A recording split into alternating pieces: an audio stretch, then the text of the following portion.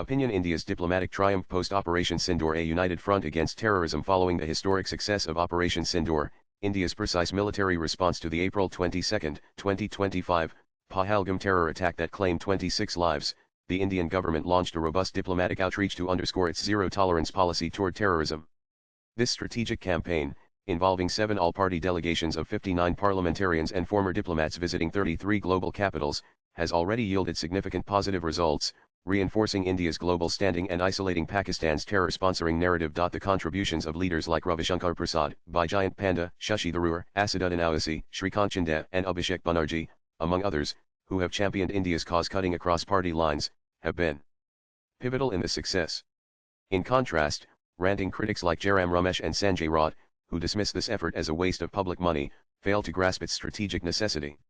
The warm responses from nations like Germany and the UAE, among others, highlight the success of this outreach, adding another feather to Prime Minister Narendra Modi's cap as a global statesman. Nanan Operation Sindoor, executed on May 67, 2025, targeted terror infrastructure in Pakistan and Pakistan-occupied Kashmir, dismantling key facilities of Lashkar-Taiba in Muradka and Jaish-e-Mohammed in Bahawalpur. While the operation showcased India's military resolve, diplomacy was equally critical to counter Pakistan's disinformation campaign, which sought to portray India as the aggressor. The all-party delegations, reflecting India's democratic unity, were essential in explaining the necessity of Operation Sindoor as a combative measure against Pakistan's decades-long sponsorship of terrorism. This outreach has ensured that India's zero-tolerance policy is understood globally, preventing misinterpretations due to Pakistan's falsehood on the issue. The delegations have engaged with political leaders, think tanks, media, and diaspora communities worldwide, presenting evidence of Pakistan's complicity, such as intercepted communications revealing panic within its military during the operation.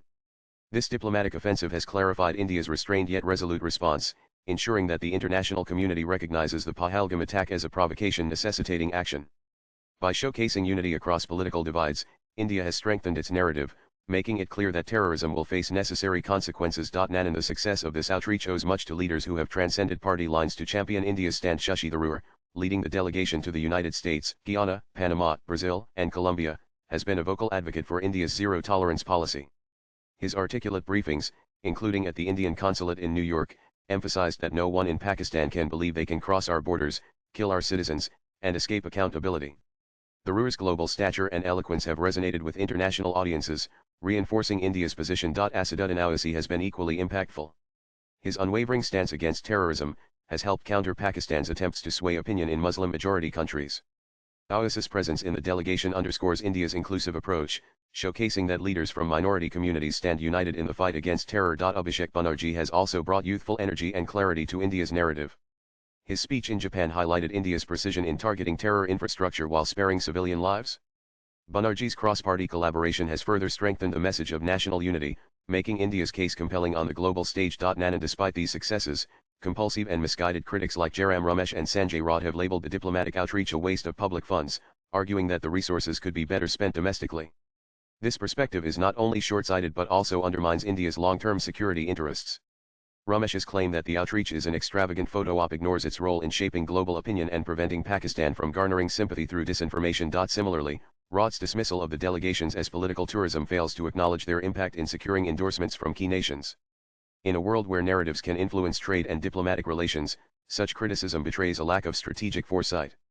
The cost of these delegations is negligible compared to the potential fallout of allowing Pakistan's narrative to go unchallenged, which could embolden further aggression or harm India's global standing. Nanan, the diplomatic outreach has garnered widespread international support, with nations like Germany and the UAE leading the way. On May 23, 2025, German Foreign Minister Johann Wadi Fuhl, during a joint briefing with External Affairs Minister S. Jaishankar, affirmed Germany's support for India's right to self-defense, stating, "Terrorism has no place in the modern world, and India's actions were justified." This endorsement from a European powerhouse strengthens India's position in the West, countering any attempts to misrepresent Operation Sindoor. The UAE, a key Middle Eastern ally, has been equally supportive.